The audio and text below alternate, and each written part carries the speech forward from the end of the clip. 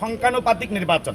এই সংখ্যানুপাতিক নির্বাচনটা হলো যে এই যে আমরা এক এক নেতা ভোট করে, নেতার ভোটের মাধ্যমে সংক্ষেপে বলি, এটা অনেক লম্বা, সংক্ষেপে বলতেছি যে ভোটটা হবে যে সরকার যতগুলা নিবন্ধিত দলকে নিবন্ধন দিচ্ছে প্রত্যেকটা দলের মার্কা থাকবে, এই মার্কার উপরে নির্বাচন হবে, ভোট হবে। ভোট হওয়ার পরে এই মার্কা যে নিবন্ধিত দল যত পার্সেন্ট ভোট পাবে সেই পার্সেন্ট অনুপাতে সংসদে প্রার্থী হবে।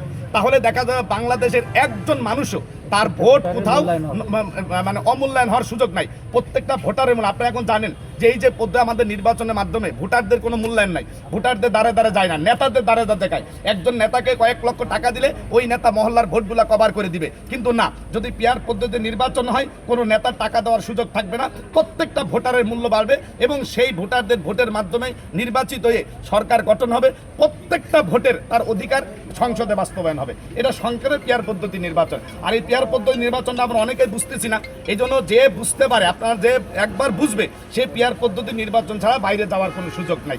আরেকটা জিনিস আপনারা লক্ষ্য করেন, আমরা যেই পদ্ধতিতে আমাদের দেশে নির্বাচন হয় এই নির্বাচনে শতকরা 35%, 33 থেকে 35% ভোট যারা পায় তারা সংসদ গঠন করে, আর শতকরা 65% ভোট যারা পায় তারা মানে বাতিল হয়ে যায়। কেমনে হয়?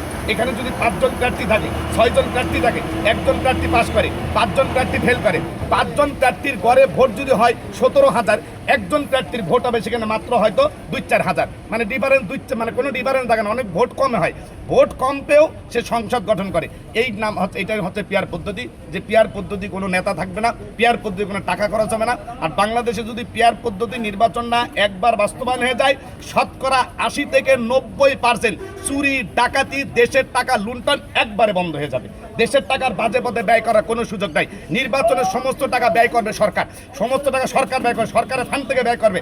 আমরা যে সরকারকে টাকা দিই, এই সরকারের টাকা সরকার বেতন খায়, আর যারা ক্ষমতায় যায় যারা চুরি করে বিদেশে পাঠায়, এই টাকা আমার পকেটের টাকা খরচ হবে না। পিয়ার পদ্ধতি নির্বাচনে সরকারের ফান্ড থেকে টাকা খরচ হবে, সরকার নির্বাচন করবে, প্রার্থীটা অটোমেটিক প্রার্থী হবে কারা? ওই যে মানে নিবন্ধিত যে দলগুলো আছে এই নিবন্ধিত দল সবাই প্রার্থী হবে। আল্লাহ রাব্বুল আলামিন এটা আমাদের বুঝার তৌফিক দান করুক, আমিন।